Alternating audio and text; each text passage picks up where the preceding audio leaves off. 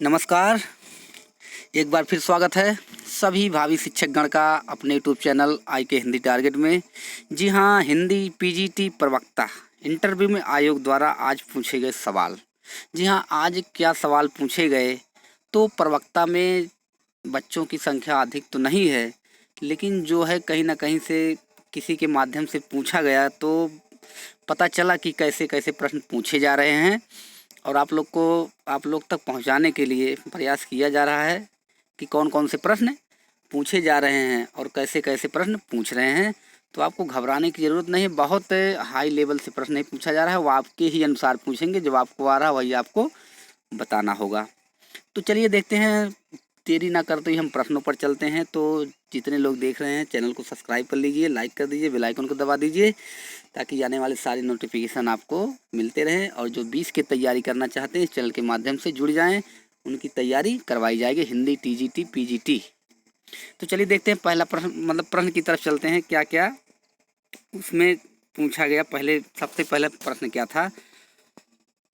जी हाँ, साक्षात्कार पीजीटी 6/11/2020। तो पहला प्रश्न जो रहता है आप लोग सब जानते हैं, सामान्यतः प्रश्न जो रखा जाता है वो रखा जाता है आप किस जिले से हैं या कहाँ से हैं, आप किस ज़िले से हैं। तो आप जिस ज़िले से रहेंगे उसको आपको वहाँ बताना होगा। ये हम कई बार आपको बता चुके हैं। पूछते हैं आपसे कहाँ से आए हैं या किस ज़िले से आए हैं, प्रतापगढ़ से आए हैं, इलाहाबाद से हैं, मऊ से हैं, बनारस, बलिया, छपरा, कहीं से भी हैं तो आपको बताना पड़ेगा। तो आपने बताया होगा, तो उसने बताया होंगे कि कहाँ से आए हैं। तो फिर इसके बाद हाँ, इतना आप लोग थोड़ा ये जानते रहिए कि अगर पूछ लेते हैं कि आप कहाँ से आए हैं, मान लीजिए आपने बता दिया लखनऊ से आए हैं, तो वहाँ से आपकी बोली पे जा सकते हैं कि कौन सी बोली बोली जाती है, बताइए। तो बोली क्षेत्र जब विशेष पूछा जाएगा तो विशेष उसे पूछा गया होगा, तो उस पर ज़्यादा ध्यान मत दीजिए और आगे चलिए, वो सब अपना विशेष जानते हैं। आगे क्या पूछा गया, आप क्या पढ़ कर आए हैं। तो आपको वहाँ वरीयता क्रम में दिया जा रहा है, आपको दबाव नहीं, आप क्या पढ़ कर आए हैं। तो उन्होंने बताया है होगा कि पढ़कर के आए हैं, आदिकाल पढ़कर आए हैं। उन्होंने क्या कहा, भाई आदिकाल तैयार किए होंगे, तो उन्होंने कहा आदिकाल पढ़कर आए हैं। तो अब उन्होंने प्रश्न किया होगा, तो आदिकाल को बीज वपन काल क्यों कहा जाता है।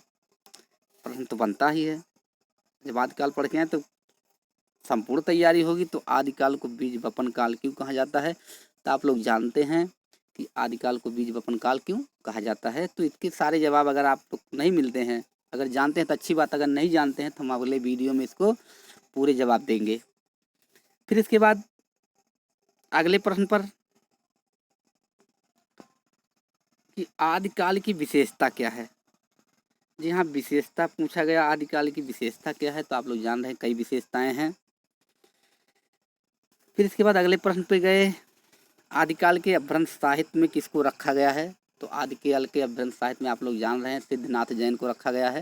अपभ्रंश साहित्य में सिद्धनाथ जैन को रखा गया है। तो हम बता दे रहे हैं आदिकाल की विशेषताएं आप लोग जान ही रहे हैं। नाथ साहित्य की भाषा क्या थी। तो नाथ साहित्य की भाषा क्या थी, ये प्रश्न पूछा गया, क्योंकि आदि जब कहे होंगे आदिकाल के अपभ्रंश में साहित्य में रखा गया है तो उन्होंने बताया होगा सिद्ध हैं, नाथ हैं, जैन है, तो तुरंत नाथ पे चले आए हैं। तो पूछे नाथ साहित्य की भाषा क्या थी या नाथों की भाषा क्या थी। नाथों की भाषा आप लोग जान रहे हैं। फिर इसके बाद सिद्ध किसे कहते हैं। प्रश्न पे प्रश्न आप करेंगे, जब पहले किसी एक विशेष को बता देंगे तो पहले उसमें से आपसे प्रश्न पूछेंगे। तो सिद्ध किसे कहते हैं, ये सब प्रश्न पूछा जाएगा। सिद्ध किसे कहते हैं, प्रथम सिद्ध कौन है, सबसे विद्वान सिद्ध कौन है, सिद्धों में कितनी महिलाएं हैं, सिद्धों की संख्या कितनी है। नाथ से पूछा जाएगा, नाथों की संख्या कितनी है। ये सब प्रश्न आपसे पूछे जाएंगे। आदिकाल की विशेषता जान लीजिए, बीज वपन काल किसे कहते हैं, आदिकाल क्यों कहा जाता है, क्यों वीर गाथा काल कहा जाता है, क्यों अंधकार काल कहा जाता है, क्यों संक्रमण काल कहा था, सब आपको तैयार कर लेना है। फिर इसके बाद व्याकरण में थोड़ा चले आए कि व्याकरण में क्या पढ़ कर आए हैं। जब वो बता ले गए तो व्याकरण में बता ले गए, या नहीं बता पाए तो फिर इधर चले जाएंगे। तो व्याकरण में उन्होंने बताया होगा कि विशेष में हम रस का अध्ययन किए हैं। आपको एक व्याकरण बढ़िया से पढ़ लेना है, कोई रस, छंद, अलंकार, काव्य के भेद, रस के भेद, फिर शब्द के भेद, कुछ भी तैयार करके जाना है। तो इन्होंने कहा होगा कि विशेष में अध्ययन किए गए हैं। तो इन्होंने कहा कि हम विशेष रस पढ़ कर गए थे। तो तुरंत वहाँ से रस में जब पढ़ेंगे तो आप तुरंत चालू कर दिए। रस का सर्वप्रथम उल्लेख कहाँ मिलता है, ये पूछा गया। सर्वप्रथम उल्लेख कहाँ मिलता है। फिर इसके बाद जब उन्होंने कुछ बताया होगा तो रस अनुभाग किसे कहते हैं, तो अनुभाग यहाँ लिखा गया है, आप लोग इससे परेशान नहीं। अनुभाव किसे कहते हैं जी, अनुभाव किसे कहते हैं, तो अनुभाव जरूर बताए होंगे। तो फिर इसके बाद प्रश्न बन गया कि अनुभाव में आता है सात्विक भाव। अनुभाव में सात्विक भाव यानी 4 भाव आते हैं, सात्विक, कायिक, आहार, वाचिक। तो सात्विक भाव बताए होंगे। तो सात्विक भाव किसे कितने हैं नाम बताइए। तो सात्विक भाव की संख्या कितनी है उसको आपको गिन के बताना है, सभी के नाम बताने हैं। फिर इसके बाद बीभत्स रस का कोई उदाहरण सुनाइए। जी हाँ, बीभत्स रस, श्रृंगार, वीर, देख लीजिए सब छोड़ के बीभत्स रस का कोई उदाहरण सुनाइए। या पूछ सकते हैं बीभत्स रस का स्थायी भाव क्या है, तो उदाहरण आपको याद कर लेना है।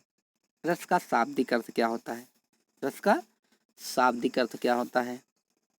एक दो प्रश्न बताएं कि पूछा गया कि आनंदीबेन पटेल कौन है। आनंदीबेन पटेल कौन है। जी हाँ, आप थोड़ा जीएस से भी तैयारी में लगे रहिए कि वो आदित्यनाथ योगी कौन है, नरेंद्र मोदी कौन, थोड़ा घुमा के पूछेंगे, ऐसे नहीं पूछेंगे प्रधानमंत्री कौन है, इस तरह से पूछ सकते हैं हम। प्रधानमंत्री कौन है, मुख्यमंत्री कौन है, ठीक है, राज्यपाल कौन है, इस तरह से फिर घुमा के पूछ सकते हैं। तो आनंदीबेन पटेल कौन है।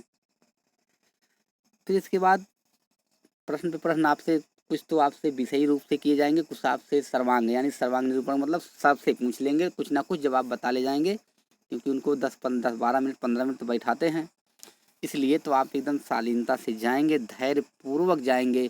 और जब अंदर जाएंगे तो मैं आई कम इन सर, क्या मैं अंदर आ सकता हूँ, बोल के जाएंगे।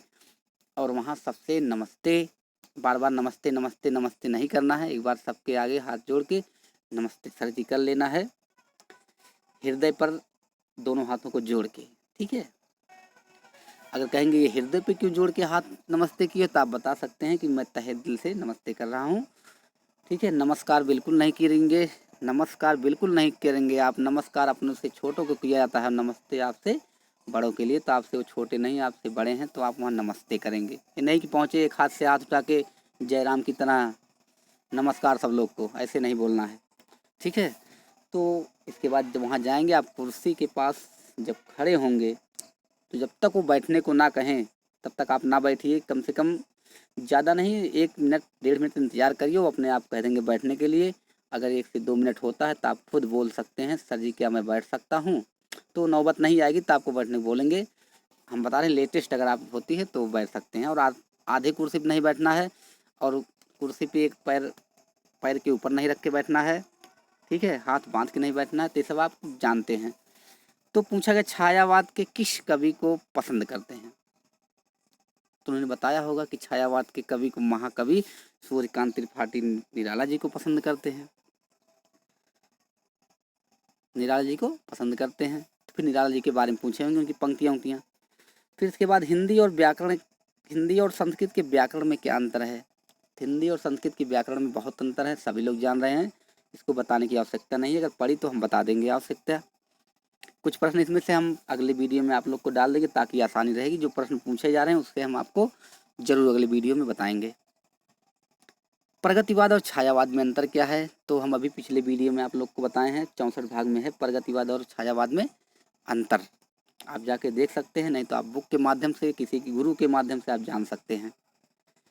पानी का अर्थ क्या होता है, देखिए नॉर्मली क्वेश्चन है, पानी का अर्थ क्या होता है, हवा का अर्थ क्या होता है, ये सब पूछा जाएगा आपसे एक एक 2 शब्दों के लिए बस। तो पानी का अर्थ क्या होता है। फिर इसके बाद अगला पूछा गया शिव का विशेषण क्या होता है। शिव का विशेषण, तो शिव का विशेषण जल का विशेषण, ठीक है, शीतल का विशेषण, इस तरह से आपसे कुछ विशेषण शब्द पूछे जाएंगे।